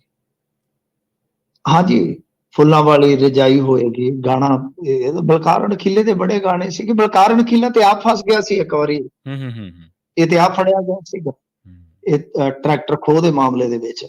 ਫਿਰ ਉਹਦੇ ਚ ਪਤਾ ਨਹੀਂ ਜ਼ਮਾਨਤ ਜ਼ਮੂਨਤ ਹੋ ਗਈ ਦੁਬਾਰਾ। ਫਿਰ ਇਹ ਕੁਝ ਪੁਰਾਣੇ ਕਲਾਕਾਰ ਆ, ਬਲਕਾਰ ਅਣਖੀਲਾ ਹੋਇਆ, ਲਾਭ ਹੀਰਾ, ਜਸਵਿੰਦਰ ਬਰਾੜ, ਇਹ ਕੁਝ ਗਾਇਕਾਂ ਨੇ ਮਤਲਬ ਕਿ ਲਿਆਂਦੇ ਨੇ ਅੱਗੇ, ਨਹੀਂ ਤਾਂ ਇਹਨਾਂ ਦਾ ਦੌਰ ਇੱਕ ਵਾਰੀ ਤੇ ਖਤਮ ਹੋ ਗਿਆ ਸੀ ਤਕਰੀਬਨ। ਖੈਰ, ਬਲਕਾਰ ਅਣਖੀਲਾ ਨੂੰ ਧਮਕੀ ਦਿੱਤੀ ਕਿ ਤੈਨੂੰ ਮਾਰ ਦਿਆਂਗੇ ਨਹੀਂ ਤੇ ਇੰਨੇ ਪੈਸੇ ਦੇ। ਉਹਨੇ ਫਿਰ ਪੁਲਿਸ ਕੰਪਲੇਂਟ ਕਰਵਾਈ ਹੈ, ਤੇ ਇਹ ਕੋਈ ਮਹਿਤਾਬ ਸਿੰਘ ਨਾਂ ਦਾ ਜਿਹੜਾ ਉਹ ਚੜ ਗਿਆ ਟੇਟੇ ਪੁਲਿਸ ਦੇ, ਤੇ ਉਹ ਸਾਰੇ ਹੀ ਹੁਣ ਵਗਦੀ ਗੰਗਾ ਚ ਹੱਥ ਧੋਣ ਨੂੰ ਫਿਰਦੇ ਆ, ਤੇ ਉਹਨੂੰ ਵੀ ਡਰਾ ਕੇ ਪੈਸੇ ਲੈ ਲਓ। ਜਿੱਥੇ ਲੱਗਦਾ ਕਿ ਯਾਰ ਇਹਦੇ ਕੋਲ 4 ਪੈਸੇ ਹੈਗੇ ਨੇ, ਬਸ ਉਹਨੂੰ ਫੋਨ ਕਰ ਦਿਓ, ਲੱਗ ਗਿਆ ਤੀਰ, ਨਹੀਂ ਤੇ ਤੁੱਕਾ ਹੀ ਸਹੀ। ਹੁਣ ਇਹ ਫੜਿਆ ਗਿਆ ਨਾ ਫੜਿਆ ਗਿਆ, ਪਰ ਇਸ ਤਰ੍ਹਾਂ ਦੀਆਂ ਬਹੁਤ ਸਾਰੀਆਂ ਕਾਲਾਂ ਜਿਹੜੀਆਂ ਉਹ ਆ ਰਹੀਆਂ ਨੇ ਲੋਕਾਂ ਨੂੰ। ਹੁਣ ਤੇ ਕੈਨੇਡਾ ਤੋਂ ਵੀ ਖਬਰ ਆ ਰਹੀ ਸੀ, ਕੱਲ ਉੱਥੋਂ ਦੀ ਪੁਲਿਸ ਵੀ ਪੁਸ਼ਟੀ ਕਰੀ ਬੈਠੀ ਸੀਗੀ ਕਿ ਬਈ ਇੱਥੇ ਚਿੱਠੀਆਂ ਆ ਰਹੀਆਂ ਨੇ ਲੋਕਾਂ ਨੂੰ ਕਿ ਪੈਸੇ ਦਿਓ, ਮਤਲਬ ਕਿ ਕੰਮ ਉੱਥੇ ਵੀ ਚੱਲ ਪਿਆ। ਸੋ ਇੱਥੇ ਤਾਂ ਬਹੁਤ ਜ਼ਿਆਦਾ ਹੈ। ਇੱਥੇ ਤੇ ਇੰਨਾ ਕਿ ਆਮ ਬੰਦੇ ਨੂੰ ਜਦੋਂ ਆਉਂਦੀ ਆ ਕੋਈ ਇਸ ਤਰ੍ਹਾਂ ਦੀ ਥ੍ਰੈਟ ਕਾਲ ਆਉਂਦੀ ਆ ਜਾਂ ਕੁਝ ਵੀ ਆ, ਤਾਂ ਉਹਦੇ ਤੇ ਵੈਸੇ ਤਰਾਹ ਨਿਕਲ ਜਾਂਦੇ ਨੇ। ਫਿਰ ਉਹਦੇ ਕੋਲ ਹੁਣ ਕੋਈ ਕਿਹੜਾ ਪੈਰਾਮੀਟਰ ਹੈ ਕਿ ਜਿਹਦੇ ਤੇ ਉਹ ਵੇਖੇ ਚੈੱਕ ਕਰਕੇ ਕਿ ਇਹ ਅਸਲੀ ਹੈ ਕਿ ਨਕਲੀ। ਹੁਣ ਗੈਂਗਸਟਰ ਤੋਂ ਤੁਸੀਂ ਜੇ ਕਹੋ ਕਿ ਭਾਜੀ ਆਧਾਰ ਕਾਰਡ ਦੀ ਕਾਪੀ ਭੇਜੋ ਮੜੀ ਜੀ ਚੈੱਕ ਕਰਾਂ, ਅਗਲਾ ਕਹੇਗਾ ਕੋਈ ਨਹੀਂ ਆਧਾਰ ਕਾਰਡ ਨਹੀਂ, ਮੈਂ ਹਥਿਆਰ ਕਾਰਡ ਹੀ ਭੇਜ ਦਿੰਦਾ। ਫਿਰ ਦੇ ਕੇ ਉੱਥੇ 2 ਚੱਕ ਪਹੁੰਚੀਏ ਬਦਮਾਸ਼ ਕੋਈ 10-20 ਰੁਪਈਆ, ਤੇ ਉਹ ਵੇਖੀ ਤੈਨੂੰ ਆਪਦਾ ਆਧਾਰ ਕਾਰਡ ਚੈੱਕ ਕਰਾ ਕੇ ਜਾਂਦੇ। ਸੋ ਗੱਲ ਇਹ ਆ ਨਾ ਕਿ ਅਗਲਾ ਤੇ ਬੰਦਾ ਡਰ ਜਾਂਦਾ। ਇਹ ਕਈਆਂ ਦੇ ਤੁੱਕੇ ਲੱਗ ਜਾਂਦੇ ਨੇ ਇਸ ਤਰ੍ਹਾਂ। ਸੋ ਇਹਨੂੰ ਫੜ ਲਿਆ ਤੇ ਦੱਸਦੇ ਕਿ ਬਲਕਾਰ ਅਣਖੀਲੇ ਦਾ ਫੈਨ ਵੀ ਆ, ਗੀਤ ਵੀ ਉਹਦੇ ਹੀ ਸੁਣਦਾ, ਕੰਮ ਵੀ ਉਹਦਾ ਹੀ ਕੱਢਣ ਨੂੰ ਫਿਰਦਾ। ਜੀ ਜੀ, ਖਤਰਨਾਕ ਫੈਨ ਹੈ ਫਿਰ ਤਾਂ ਮਿੰਟੂ ਜੀ। ਹਾਂਜੀ, ਫੈਨ ਤਾਂ ਵਾਕਈ ਕਰੰਟ ਮਾਰਨ ਵਾਲਾ ਹੈ। ਤੇ ਗੱਲ ਕਰੀਏ ਮਿੰਟੂ ਜੀ ਸੁਖਦੇਵ ਹੱਤਿਆ ਕਾਂਡ ਦੀ, ਇਹਦੇ ਚ ਸੰਪਤ ਰਿਮਾਂਡ ਤੇ ਹੈ ਜੀ। ਸੰਪਤ ਨਹਿਰਾ ਇਹ ਲਾਰੈਂਸ ਬਿਸ਼ਨੋਈ ਦਾ ਸਭ ਤੋਂ ਕਰੀਬੀਆਂ ਚੋਂ ਇੱਕ ਬੰਦਾ ਹੈ। ਗੋਲਡੀ ਬਰਾੜ, ਸੰਪਤ ਨਹਿਰਾ, ਰੋਹਿਤ ਕੁੰਦਾਰਾ, 2-4 ਹੋਰ ਬੰਦੇ ਆ। ਇਹ 8-10 ਬੰਦੇ ਜਿਹੜੇ ਆ, ਇਹ ਇਦਾਂ ਕਹਿ ਲਓ ਕਿ ਇੱਕ ਉਹ ਕਹਿੰਦੇ ਨੇ ਨਾ 2 ਜਿਸਮ 1 ਜਾਨ। ਇੱਥੇ ਇੰਨੇ ਕੁ ਜਿਸਮ ਅਰਦਾਸ ਜਿਸਮ ਤੇ ਇੱਕ ਜਾਨ ਹੀ ਹੈ ਇਹਨਾਂ ਦੀ। ਜੀ ਮਤਲਬ ਕਿ ਸੰਪਤ ਨਹਿਰਾ ਉਹਨਾਂ ਬੰਦਿਆਂ ਚੋਂ ਆ। ਤਾਂ ਸੰਪਤ ਨਹਿਰਾ ਨੂੰ ਜਿਹੜਾ ਉੱਥੇ ਲੈ ਕੇ ਗਏ ਨੇ, ਉਹ ਇਸ ਕਰਕੇ ਲੈ ਕੇ ਗਏ ਆ ਕਿਉਂਕਿ ਜੋ ਰਾਸ਼ਟਰੀ ਰਾਜਪੂਤ ਕਰਨੀ ਸੈਨਾ ਦਾ ਪ੍ਰਧਾਨ ਸੀ ਸੁਖਦੇਵ ਸਿੰਘ ਗੋਗਾਮੇੜੀ ਉਰਫ ਸੁਖੀਆ, ਉਹਦਾ ਕਤਲ ਹੋ ਗਿਆ ਸੀ। ਅੱਛਾ, ਤੁਹਾਨੂੰ ਮੈਂ ਦੱਸਾਂ ਕਿ ਸੁਖੀਆ ਵੀ ਇਸੇ ਤਰ੍ਹਾਂ ਦਾ ਹੀ ਬੰਦਾ ਸੀਗਾ, ਜਿਸ ਘਰ ਚੋਂ ਮਰਿਆ ਹੈ ਉਹ ਵੀ ਕਬਜ਼ੇ ਦਾ ਹੈ। ਤਿੰਨ ਦੀਆਂ ਬੀਬੀਆਂ, ਦੋ ਬੀਬੀਆਂ ਅਕਸਰ ਤੁਸੀਂ ਦੇਖਿਓ ਸੋਸ਼ਲ ਮੀਡੀਆ ਤੇ ਉਹ ਇਲਜ਼ਾਮ ਲਾਉਂਦੀਆਂ ਮਿਲ ਜਾਣਗੀਆਂ। ਜੀ ਜੀ ਤਾਂ ਮਤਲਬ ਕਿ 21 ਕੇਸ ਇਹਦੇ ਤੇ, ਉਹਦੇ ਚ ਕਤਲ ਦਾ ਵੀ ਆ, ਬਲਾਤਕਾਰ ਦਾ ਵੀ ਆ। ਜੀ ਤਾਂ ਇਹ ਹੁਣ ਜਿਹੜਾ ਕਤਲ ਹੋਇਆ ਸੀਗਾ ਉਹਦੀ ਜ਼ਿੰਮੇਵਾਰੀ ਲਈ ਸੀ ਰੋਹਿਤ ਗੰਦਾਰਾ ਨੇ। ਚਲੋ ਜ਼ਿੰਮੇਵਾਰੀ ਵੀ ਛੱਡੋ, ਇੱਥੇ ਪੰਜਾਬ ਪੁਲਿਸ ਦੇ ਇੱਕ ਬਹੁਤ ਵੱਡੇ ਅਫੀਸ਼ੀਅਲ ਨੇ ਪੁਸ਼ਟੀ ਕੀਤੀ ਸੀ ਕਿ ਅਸੀਂ ਬਠਿੰਡਾ ਜੇਲ੍ਹ ਚੋਂ ਬਣਦੀ ਸਾਜ਼ਿਸ਼ ਦੀ ਫਰਵਰੀ ਦੇ ਵਿੱਚ ਇਹ ਸਾਰੀ ਜਾਣਕਾਰੀ ਜਿਹੜੀ ਉਹ ਰਾਜਸਥਾਨ ਪੁਲਿਸ ਨੂੰ ਦੇ ਦਿੱਤੀ ਸੀਗੀ। ਮਤਲਬ ਕਿ ਪੰਜਾਬ ਪੁਲਿਸ ਨੇ ਖੁਦ, ਜਿਹੜੀ ਪੰਜਾਬ ਪੁਲਿਸ ਨੂੰ ਆਪਣੀ ਜੇਲ੍ਹ ਦੇ ਵਿੱਚ ਹੋਈ ਇੰਟਰਵਿਊ ਦਾ ਕੋਈ ਲਿੰਕ ਨਹੀਂ ਲੱਭ ਰਿਹਾ, ਜਾਂ ਕਿੱਥੇ ਹੋਈ ਹੈ ਉਹਨਾਂ ਨੂੰ ਉਹ ਜੇਲ੍ਹ ਦਾ ਕੋਈ ਲਿੰਕ ਨਹੀਂ ਲੱਭ ਰਿਹਾ, ਉਹਨਾਂ ਨੂੰ ਇਹ ਪਤਾ ਲੱਗ ਜਾਂਦਾ ਕਿ ਸਾਜ਼ਿਸ਼ ਹੋ ਰਹੀ ਆ। ਮਤਲਬ ਕਿ ਪਤਾ ਤੇ ਬਹੁਤ ਕੁਝ ਲੱਗਦਾ, ਪਰ ਸ਼ਾਇਦ ਜਾਣਬੁੱਝ ਕੇ ਕਈ ਵਾਰ ਅਣਜਾਣ ਹੋਣ ਦਾ ਨਾਟਕ ਕਰਦੀ ਹੈ। ਪਰ ਕਹਿੰਦੇ ਕਿ ਤੇਰੀ ਬਦਲੀ ਹੋਈ ਅੱਖ ਨਾ ਪਛਾਣੀਏ ਤੇ ਇੰਨੇ ਅਣਜਾਣ ਵੀ ਨਹੀਂ ਜੀ। ਸਾਨੂੰ ਤੇ ਹੁਣ ਪਤਾ ਲੱਗ ਹੀ ਜਾਂਦਾ। ਗੱਲ ਇਹ ਆ ਕਿ ਇਹਨਾਂ ਨੇ ਜਦੋਂ ਇਹ ਆਫੀਸ਼ੀਅਲੀ ਕਹਿ ਦਿੱਤਾ, ਫਿਰ ਰਾਜਸਥਾਨ ਪੁਲਿਸ ਤਾਂ ਲੈ ਕੇ ਜਾਏਗੀ ਨਾ ਸੰਪਤ ਨਹਿਰਾ ਨੂੰ, ਕਿਉਂਕਿ ਸੰਪਤ ਨਹਿਰਾ ਹੀ ਇੱਥੇ ਬੈਠਾ ਸੀ। ਸੰਪਤ ਨਹਿਰਾ ਦੇ ਨਾਂ ਲੱਗਾ। ਸੰਪਤ ਨਹਿਰਾ ਇਸ ਵੇਲੇ ਕਹਿ ਲਓ ਕਿ ਇਹਨਾਂ ਨੂੰ ਇੱਥੇ ਜ਼ਿਆਦਾ ਆਪਰੇਟ ਜਿਹੜਾ ਹੈ ਨਾ, ਉਹ ਜਿਹੜੇ ਗੁਰਗੇ ਗਰਗੇ ਇਹਨਾਂ ਨੂੰ ਉਹੀ ਕਰਦਾ ਹੈ। ਸੋ ਇਸ ਕਰਕੇ ਸੰਪਤ ਨਹਿਰਾ ਨੂੰ ਰਿਮਾਂਡ ਤੇ ਖੜਿਆ ਗਿਆ। ਹੁਣ ਦੇਖੋ ਅੱਗੇ ਕੀ ਨਿਕਲਦਾ, ਪਰ ਜਿਹੜੇ ਸ਼ੂਟਰਾਂ ਨੇ ਆ ਕੇ ਮਾਰਿਆ ਉਹਨਾਂ ਦੇ ਵਿੱਚ ਵੀ ਇੱਕ ਆਰਮੀ ਮੈਨ ਆ, ਮੌਜੂਦਾ ਫੌਜ ਦਾ ਜਵਾਨ। ਵੇਖ ਲਓ ਕਿ ਗੈਂਗਸਟਰਾਂ ਦਾ ਸ਼ੂਟਰ ਬਣ ਗਿਆ। ਇਹਨਾਂ ਦੀ ਜੜ ਕਿੱਥੋਂ ਤੱਕ ਜਾ ਰਹੀ ਆ। ਤਾਂ ਹੁਣ ਉਹ ਨਹੀਂ ਲੱਭੇ, ਪਰ ਸੰਪਤ ਨਹਿਰਾ ਕਿਉਂਕਿ ਪਹਿਲਾਂ ਹੀ ਅੰਦਰ ਆ, ਉਹਨੂੰ ਰਿਮਾਂਡ ਤੇ ਅੱਜ ਰਾਜਸਥਾਨ ਦੀ ਪੁਲਿਸ ਲੈ ਗਈ ਆ। ਜੀ ਮਿੰਟੂ ਜੀ, ਨਾਲ ਖਾਸ ਖਬਰਾਂ ਤੇ ਖਾਸ ਜਾਣਕਾਰੀਆਂ ਦੇ ਲਈ ਤੁਹਾਡਾ ਬਹੁਤ ਬਹੁਤ ਧੰਨਵਾਦ ਜੀ। ਸ਼ੁਕਰੀਆ ਜੀ। ਪ੍ਰੋਗਰਾਮ ਖਬਰ ਤੇ ਨਜ਼ਰ ਦੇ ਪਹਿਲੇ ਹਿੱਸੇ ਦੇ ਵਿੱਚ ਆਪਣੇ ਨਾਲ ਜੁੜੇ ਸਨ ਮਿੰਟੂ ਗੁਰਸਰੀਆ ਜੀ, ਜਿਨ੍ਹਾਂ ਦੇ ਨਾਲ ਆਪਾਂ ਕਈ ਅਹਿਮ ਖਬਰਾਂ ਨੂੰ ਲੈ ਕੇ ਚਰਚਾ ਕੀਤੀ ਹੈ। ਖਬਰਾਂ ਹਾਲੇ ਹੋਰ ਵੀ ਨੇ ਜਿਨ੍ਹਾਂ ਤੇ ਚਰਚਾ ਕਰਾਂਗੇ। ਵੇਲਾ ਹੋ ਗਿਆ ਇੱਕ ਬ੍ਰੇਕ ਦੇ ਲਈ ਰੁਕਣ ਦਾ। ਜਲਦ ਵਾਪਸੀ ਇੱਕ ਸ਼ਾਰਟ ਬ੍ਰੇਕ ਤੋਂ ਬਾਅਦ। ਜੁੜੇ ਰਹੋ ਪੰਜਾਬੀ ਰੇਡੀਓ USA ਦੇ ਨਾਲ।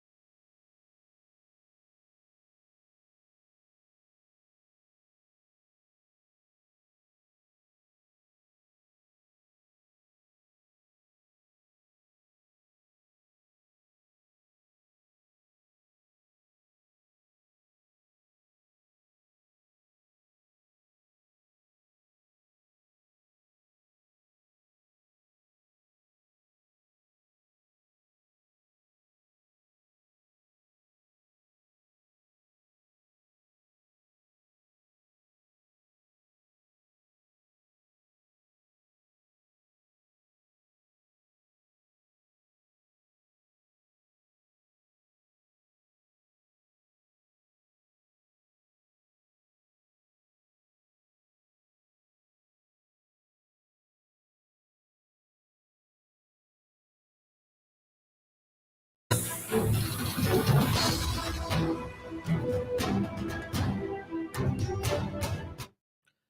ਤੋਂ ਬਾਅਦ ਇੱਕ ਵਾਰ ਮੁੜ ਤੋਂ ਤੁਹਾਡਾ ਸਾਰਿਆਂ ਦਾ ਸਵਾਗਤ ਹੈ ਪ੍ਰੋਗਰਾਮ ਖਬਰ ਤੇ ਨਜ਼ਰ ਦੇ ਵਿੱਚ। ਤੁਸੀਂ ਜੁੜੇ ਹੋਏ ਹੋ ਪੰਜਾਬੀ ਰੇਡੀਓ ਇਸੇ ਦੇ ਨਾਲ ਤੇ ਆਪਾਂ ਰੁਖ ਕਰਦੇ ਹਾਂ ਕਈ ਹੋਰ ਖਬਰਾਂ ਦਾ। ਗੈਂਗਸਟਰ ਲਾਰੈਂਸ ਬਿਸ਼ਨੋਈ ਦੇ ਕਰੀਬੀਆਂ ਦੇ ਵਿੱਚ ਸ਼ਾਮਲ ਗੈਂਗਸਟਰ ਦੀਪਕ ਟੀਨੂ ਦੀ ਔਰਤ ਮਿੱਤਰ ਨੂੰ ਮਾਨਸਾ ਛੱਡਣ ਵਾਲੇ ਜਿਮ ਮਾਲਕ ਕੁਲਦੀਪ ਸਿੰਘ ਕੋਹਲੀ ਉਰਫ ਕੁਲੀ ਤੇ ਦੇਰ ਰਾਤ ਲੁਧਿਆਣਾ ਦੇ ਵਿੱਚ ਉਸ ਦੇ ਦੋਸਤ ਰਾਜਵੀਰ ਸਿੰਘ ਨੇ ਗੋਲੀ ਚਲਾ ਦਿੱਤੀ। ਇਸ ਸੰਬੰਧੀ ਥਾਣਾ ਡਾਬਾ ਦੀ ਪੁਲਿਸ ਨੇ ਰਾਜਵੀਰ ਨੂੰ ਗ੍ਰਿਫਤਾਰ ਕਰ ਲਿਆ। ਏਸੀਪੀ ਸੰਦੀਪ ਵਡੇਰਾ ਨੇ ਦੱਸਿਆ ਕਿ ਸਿੱਧੂ ਮੂਸੇਵਾਲਾ ਕਤਲकांड ਦੇ ਮੁੱਖ ਮੁਲਜ਼ਮ ਲਾਰੈਂਸ ਬਿਸ਼ਨੋਈ ਦਾ ਸਾਥੀ ਦੀਪਕ ਟੀਨੂ ਇਹ ਕੈਟਾਗਰੀ ਦਾ ਗੈਂਗਸਟਰ ਹੈ। ਏਸੀਪੀ ਨੇ ਦੱਸਿਆ ਕਿ ਰਾਜਵੀਰ ਨੂੰ ਨਹੀਂ ਸੀ ਪਤਾ ਕਿ ਕੁਲਦੀਪ ਕਿਸ ਨੂੰ ਮਾਨਸਾ ਛੱਡਣ ਜਾ ਰਿਹਾ। ਉਸ ਨੂੰ ਬਾਅਦ ਦੇ ਵਿੱਚ ਪਤਾ ਲੱਗਿਆ ਕਿ ਜਿਸ ਨੂੰ ਉਹ ਮਾਨਸਾ ਛੱਡ ਕੇ ਆਇਆ ਉਹ ਸਿੱਧੂ ਮੂਸੇਵਾਲਾ ਕਤਲकांड ਦੇ ਵਿੱਚ ਗ੍ਰਿਫਤਾਰ ਗੈਂਗਸਟਰ ਦੀਪਕ ਟੀਨੂ ਦੀ ਔਰਤ ਮਿੱਤਰ ਹੈ। ਇਸ ਤੋਂ ਮਗਰੋਂ ਰਾਜਵੀਰ ਦੇ ਮਨ ਦੇ ਵਿੱਚ ਕੁਲਦੀਪ ਕੋਹਲੀ ਪ੍ਰਤੀ ਕਾਫੀ ਗੁੱਸਾ ਸੀ। ਪੁਲਿਸ ਦੇ ਮੁਤਾਬਕ ਰਾਜਵੀਰ ਦਾ ਕਹਿਣਾ ਸੀਗਾ ਕਿ ਕੁਲਦੀਪ ਨੇ ਜਾਣਬੁੱਝ ਕੇ ਉਸ ਨੂੰ ਕੇਸ ਦੇ ਵਿੱਚ ਫਸਾਇਆ, ਜਿਸ ਕਰਕੇ ਦੋਹਾਂ ਦਾ ਜੇਲ੍ਹ ਦੇ ਵਿੱਚ ਝਗੜਾ ਵੀ ਹੋਇਆ ਸੀ। ਦੋਵੇਂ ਮੁਲਜ਼ਮ ਕੁਝ ਮਹੀਨੇ ਪਹਿਲਾਂ ਜੇਲ੍ਹ ਦੇ ਵਿੱਚੋਂ ਜ਼ਮਾਨਤ ਤੇ ਬਾਹਰ ਆਏ ਸਨ। ਪੁਲਿਸ ਨੇ ਦੱਸਿਆ ਕਿ ਟੀਨੂ ਦੇ ਸਾਥੀ ਕੁਲਦੀਪ ਕੋਹਲੀ ਨੇ ਰਾਜਵੀਰ ਨੂੰ ਗੋਲੀ ਮਾਰਨ ਦੀ ਯੋਜਨਾ ਬਣਾਈ ਸੀ। ਵਾਰਦਾਤ ਨੂੰ ਅੰਜਾਮ ਦੇਣ ਦੇ ਲਈ ਜਦੋਂ ਕੁਲਦੀਪ ਸਾਥੀਆਂ ਦੇ ਨਾਲ ਸਿੱਧਵਾਂ ਨਹਿਰ ਦੇ ਲੋਹਾਰਾ ਪੁਲ ਕੋਲ ਗਿਆ ਤਾਂ ਅੱਗੋਂ ਰਾਜਵੀਰ ਨੇ ਨਜਾਇਜ਼ ਹਥਿਆਰ ਦੇ ਨਾਲ ਗੋਲੀ ਚਲਾ ਦਿੱਤੀ, ਜਿਹੜੀ ਕਿ ਕੁਲਦੀਪ ਦੇ ਪੈਰਾਂ ਕੋਲ ਲੱਗੀ ਤੇ ਉਹ ਜ਼ਖਮੀ ਹੋ ਗਿਆ। ਏਸੀਪੀ ਨੇ ਦੱਸਿਆ ਕਿ ਪੁਲਿਸ ਨੇ ਰਾਜਵੀਰ, ਕੁਲਦੀਪ ਅਤੇ ਕੁਲਦੀਪ ਦੇ ਸਾਥੀਆਂ ਦੇ ਖਿਲਾਫ ਕੇਸ ਦਰਜ ਕਰ ਲਿਆ। ਰਾਜਵੀਰ ਨੂੰ ਗ੍ਰਿਫਤਾਰ ਕਰ ਲਿਆ ਗਿਆ, ਜਦਕਿ ਹੋਰ ਮੁਲਜ਼ਮਾਂ ਦੀ ਭਾਲ ਕੀਤੀ ਜਾ ਰਹੀ ਹੈ।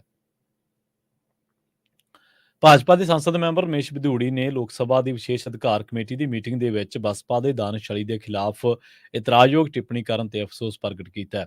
ਕਮੇਟੀ ਨੇ ਇਸ ਮਾਮਲੇ ਤੇ ਦੋਵਾਂ ਆਗੂਆਂ ਨੂੰ ਵੱਖ-ਵੱਖ ਸੁਣਿਆ।